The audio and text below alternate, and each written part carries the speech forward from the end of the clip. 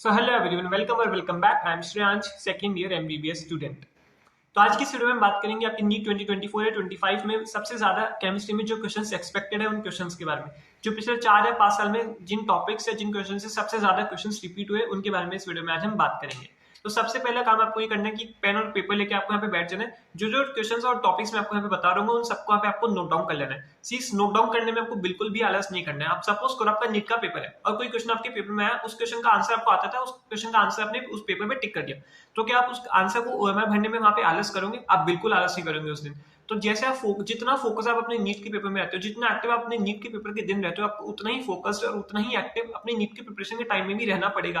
तभी जाके आपका नीट का पेपर उस दिन उतना अच्छा जाएगा। सी यहाँ पे जो भी टॉपर होगा, जो भी अपनी नीट में अच्छे मार्क्स ला रहा होगा, वो यहाँ पे बिल्कुल आलस नहीं करेगा इसको नोट डाउन करने में।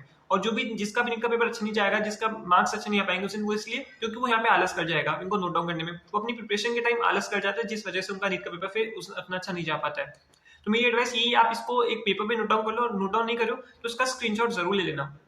सी आप इसको पेपर पे नोट डाउन करेंगे वो ज्यादा बेनिफिशियल रहेगा, क्योंकि आपके सामने सारे जब पेपर पे लिखे रहेंगे तो आपके पास यहाँ पे जैसे वो आप उस टॉपिक है उस क्वेश्चन को टिक उस टॉपिक को कर लोगे तो उस टॉपिक के सामने आपको यहाँ पे टिक लगा देना है। ऐसे सारे टॉपिक्स आपके यहाँ पे हो जाने चाहिए। आप अपना नीट का पेपर देने जाओ उसके पहले सारे टॉपिक्स टिक हो जाने चाहिए। और जैसे आपके नीट के पेपर में उस टॉपिक से क्वेश्चन आएगा तो आप मेरे को वहाँ पे थैंक कर रहे होंगे कि अच्छा ये टॉपिक मैंने एकदम इसको अच्छे से कर लेता और यहाँ से टॉपिक से क्वेश्चन आ गया, वो मेरे नीट में सही हो गया। ठीक है, तो इसको नोट डाउन कर लेना। सी 8 मिनट या 10 मिनट जितनी भी देर की वीडियो उसको आप पूरा जरूर सुनना। इसको 2x की स्पीड पे भी आप प्ले कर सकते हो, जिससे 4 या 5 मिनट में वीडियो पूरी हो जाएगी। पर उसको पूरा सुनना क्योंकि आपके नीट के केमिस्ट्री में बहुत मदद कर सकती है। ठीक है, इस वीडियो बनाने में देखो मेरे को भी काफी मेहनत लगी है। मैं इसलिए बोल रहा था कि आपको रियलाइज हो, जब सामने कोई आपके लिए इतनी मेहनत कर रहा है तो ये आपका भी फर्ज बनता है कि आप अपने नीट के लिए बहुत अच्छे से मेहनत करो। आप अपने मम्मी पापा को देख लो, वो कैसे आपके लिए दिन रात इतनी मेहनत करते हैं। तो ये आपका भी फर्ज बनता है कि आप भी अपनी नीट के लिए बहुत अच्छे से मेहनत करो, अपना बेस्ट वर्जन बन के दिखो। आपके पास जितना भी आपके नीट के लिए टाइम बचा है, 1 महीना, 1.5 महीना, 2 महीना, आपको अपना बेस्ट देना है, अपना जी जान से अपना पूरा लगा देना एफर्ट कि आप नीट के पेपर के दिन आप नीट फोड़ के आओ। तो चलो बहुत हो गई ज्ञान की बातें, अब करते काम की बात। वीडियो को स्टार्ट करते हैं। वीडियो को स्टार्ट करें उससे पहले आप वीडियो को एक लाइक कर देना, चैनल को सब्सक्राइब कर देना अगर आप अभी चैनल पे नए हो या फिर अभी तक भी सब्सक्राइब नहीं किया तो, क्योंकि आपका एक लाइक और एक subscribe gives me all the motivation to do all the hard work. तो चलो वीडियो को स्टार्ट करते हैं। तो चलो स्टार्ट करते हैं। तो सबसे पहले हम फिजिकल केमिस्ट्री के देखेंगे, फिर ऑर्गेनिक और फिर इनऑर्गेनिक केमिस्ट्री के मोस्ट एक्सपेक्टेड क्वेश्चंस। तो सबसे पहले है हमारे पास टॉपिक मोलैरिटी या मोलैरिटी। इनके जो बेसिक आपके न्यूमेरिकल्स होते हैं वो, और आइडियल और नॉन आइडियल सॉल्यूशंस, मतलब पूछते हैं which is ideal which is non ideal solution, वो वाला टॉपिक। और कॉलिगेटिव प्रॉपर्टीज, कॉलिगेटिव प्रॉपर्टीज के 4 ही फॉर्मूले उन्हीं में से। ठीक है, फिर नेक्स्ट हमारे पास केमिकल काइनेटिक्स चैप्टर से इंटीग्रेटेड रेट इक्वेशंस, यानी फर्स्ट ऑर्डर जीरो ऑर्डर के जो टॉपिक्स की जो न्यूमेरिकल्स आते हैं वो, और हाफ लाइफ। ये बहुत ज्यादा एक्सपेक्टेड है। इसमें पिछले 4 या 5 साल में ऑलमोस्ट हर साल इस टॉपिक से क्वेश्चन आए ही है केमिकल काइनेटिक्स में। फिर नेक्स्ट हमारे पास थर्मोडायनेमिक्स से डेल्टा यू डेल्टा एच और वर्क डन वाले जो क्वेश्चन होते हैं, मतलब delta H equals to delta U plus delta NGRT वाले फॉर्मुलेस, स्पॉन्टेनिटी वाले क्वेश्चंस बहुत आते हैं, और गिव्स एनर्जी चेंज के क्वेश्चंस। ठीक है, फिर नेक्स्ट हमारे पास इलेक्ट्रोकेमिस्ट्री से नर्न्स इक्वेशन, नर्न्स इक्वेशन से आ रहे हैं। फिर delta G equals to minus NFE, इससे थ्योरेटिकल क्वेश्चन भी आया है। और नेक्स्ट हमारे पास फिर फैराडेज लॉ। ठीक है, फिर बस नेक्स्ट इक्विलिब्रियम टॉपिक से, इक्विलिब्रियम टॉपिक्स में बस है सॉल्युबिलिटी प्रोडक्ट केएसपी, इससे 4-5 क्वेश्चन है पिछले 5 सालों में। फिर बफर सॉल्यूशंस, और बफर सॉल्यूशन से रिलेटेड सारे क्वेश्चंस, और पीएच, जब पीएच निकालते हैं सॉल्ट्स की और नॉर्मल इलेक्ट्रोलाइट्स इन सबकी पीएच निकालना है। नेक्स्ट है इक्विलिब्रियम कांस्टेंट। इक्विलिब्रियम कांस्टेंट जो की होता है उससे रिलेटेड बहुत क्वेश्चंस है, जैसे ऑप्शन होते हैं K1 K2 अपॉन K3 या फिर K1 into K2 raised to 1/2, ऐसे टाइप के क्वेश्चंस भी बहुत आए हैं।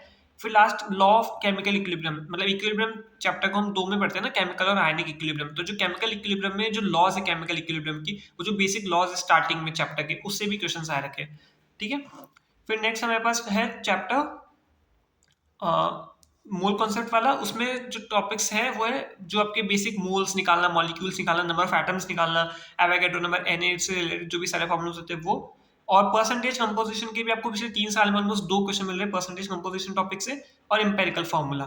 ठीक है, अब इस चैप्टर में आप जो स्टार्टिंग में ये जो चैप्टर है, मतलब some basic concepts of chemistry, इसकी स्टार्टिंग में आपको कुछ लॉज दे रखी है, जैसे कि एवोगैड्रोस लॉ, डाल्टन्स लॉ। इसके जो थ्योरेटिकल पॉइंट्स है उससे भी क्वेश्चन पूछे गए, तो वो भी जरूर देखना। फिर नेक्स्ट है हमारे पास स्ट्रक्चर ऑफ एटम चैप्टर। इससे जो क्वेश्चंस है वो थोड़े ज्यादा टॉपिक्स हैं। तो सबसे पहले है क्वांटम नंबर्स। ठीक है, उसके बाद फोटो इलेक्ट्रिक इफेक्ट के आपको फिजिक्स में भी न्यूमेरिकल्स मिलेंगे, यहाँ पे भी।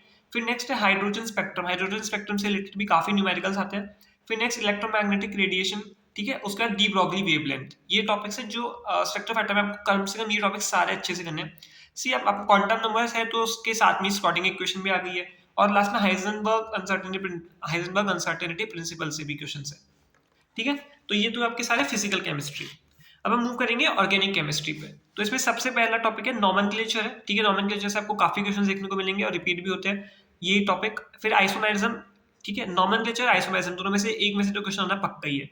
फिर नेक्स्ट इसी जो फर्स्ट चैप्टर होता है आपका ऑर्गेनिक केमिस्ट्री में, जीओसी जिसको कहते हैं, उसका एक और टॉपिक क्वालिटेटिव और क्वांटिटेटिव मेथड, इससे भी क्वेश्चन आने के बहुत चांसेस है। कैजल-डेल मेथड्स, ये सारे जो मेथड्स होते हैं उनसे क्वेश्चन आने के चांस है। फिर नेक्स्ट टॉपिक है विटामिन। विटामिन की लास्ट में आपको एनसीईआरटी जो बायोमोलिक्यूल्स है उसमें एक टेबल बन रखी है, वो टेबल आपको अच्छे से एकदम प्रिपेयर कर लेनी है। उस टेबल का कोई भी क्वेश्चन है तो गलत नहीं होना चाहिए। फिर नेक्स्ट हमारे पास फिजिकल और केमिकल प्रॉपर्टीज ऑफ अमाइंस, मतलब अमाइंस चैप्टर में शुरू में सारी जो फिजिकल और केमिकल प्रॉपर्टीज है अमाइंस की वो सारी कर लेनी है। और डायजोनियम सॉल्ट और डायजोनियम से रिलेटेड जो भी आपके रिएक्शंस है, टॉपिक्स है, वो करना है। और carbylamine test, carbon amine से रिलेटेड जो भी थ्योरी है वो भी आपको अच्छे से करनी है। फिर नेक्स्ट SN1 और SN2 के रिएक्शंस, इससे ऑर्डर रिएक्शंस काफी सारे क्वेश्चन बनते हैं SN1 SN2 से। ठीक है, फिर नेक्स्ट टॉपिक हमारे पास है एल्कोहल्स प्लस फिनॉल्स। इन दोनों के आपको सारे रिएक्शन अच्छे से करना है, प्रिपरेशन एटलीस्ट ये तो होना ही चाहिए। फिर नेक्स्ट हमारे पास नेम रिएक्शन। सी ऑर्गेनिक में आपको पता है एक ना एक क्वेश्चन तो पक्का ही आएगा जो कि सिर्फ नेम रिएक्शन पे बेस्ड होगा। तो सारे नेम रिएक्शंस आपको बहुत अच्छे से करने हैं ऑर्गेनिक केमिस्ट्री के लिए, मस्ट डू। फिर अब हम ऑर्गेनिक केमिस्ट्री के बाद अब हम बात करेंगे इनऑर्गेनिक केमिस्ट्री की। तो इनऑर्गेनिक केमिस्ट्री में सबसे पहले आपको जो ट्रेंड्स होते हैं, जैसे कि आपके पीरियोडिसिटी जो चैप्टर है उसमें आयनाइजेशन एनर्जी के जो ऑर्डर होता है, रेडियस का जो ऑर्डर होता है, इलेक्ट्रॉन के एंथैल्पी, सारे आपको ऑर्डर आने चाहिए। उनके एक्सेप्शंस तो इंपॉर्टेंटली सारे उनके एक्सेप्शंस तो अच्छे से आने ही चाहिए। ठीक है, फिर नेक्स्ट हमारे पास bond order, bond angle, bond length, मतलब ये सारी एक, अगर बॉन्ड ऑर्डर आ गया तो आप उसे इनवर्सली और जो रिलेशन है वो सारे आप निकाल सकते हो। मतलब बॉन्ड ऑर्डर आ गया तो आप बॉन्ड एंगल भी निकाल सकते हो, उसी तरीके से बॉन्ड लेंथ भी। ठीक है, मतलब जो एमओटी हम पढ़ते हैं, मॉलिक्यूलर ऑर्बिटल थ्योरी, उसके सारे उसको एमओटी को मतलब बेसिकली पूरा अच्छे से करना है, उससे एक क्वेश्चन आने के बहुत ज्यादा चांसेस है। फिर नेक्स्ट हमारे पास टॉपिक है हाइब्रिडाइजेशन, sp2 sp3, जो आपके सारे हाइब्रिडाइजेशन होते हैं केमिकल बॉन्डिंग में, ये बहुत अच्छे से करनी है, ऑलमोस्ट हर साल इससे क्वेश्चन आया। फिर नेक्स्ट हमारे पास है लैंथेनाइड्स और एक्टिनॉइड्स। सी लैंथेनाइड्स और एक्टिनॉइड्स के आपको कॉन्ट्रैक्शन आना चाहिए, मतलब इनर पे इफेक्ट लगा के कॉन्ट्रैक्शन वाले क्वेश्चंस आते हैं वो। और लैंथेनाइड्स और एक्टिनॉइड्स की जो प्रॉपर्टीज है ये आपको एनसीईआरटी में मिलेगी, आपको लैंथेनाइड्स और एक्टिनॉइड्स की थ्योरी में। तो उसकी मतलब उसकी थ्योरी को आपको एनसीईआरटी से अच्छे से पढ़ना है, उससे भी क्वेश्चन आने के चांस है। ठीक है, फिर लास्ट में हमारे पास इनऑर्गेनिक का है एक टॉपिक, या तो आपका जो पी ब्लॉक है उसमें से एक, या तो कार्बन फैमिली या ऑक्सीजन फैमिली या हाइड्रोजन फैमिली, इन तीनों को बहुत अच्छे से करना है, ये आने के चांस बहुत ज्यादा है। सी कार्बन फैमिली से पिछले 4-5 सालों में आपके 6 क्वेश्चन आए, तो कार्बन फैमिली से आ सकता है तो क्वेश्चन, या ऑक्सीजन फैमिली या हाइड्रोजन फैमिली, ये आपको एकदम अच्छे से करना है इनऑर्गेनिक के लिए। ठीक है, तो बस इस वीडियो में यहीं तक। अगर आपको वीडियो अच्छी लगी तो प्लीज वीडियो को एक लाइक कर देना, चैनल को सब्सक्राइब कर देना, अपने फ्रेंड्स से भी इस वीडियो को शेयर करना। तो मिलते हैं नेक्स्ट वीडियो में, तब तक के लिए अच्छे से पढ़ते रहिए, टेक केयर।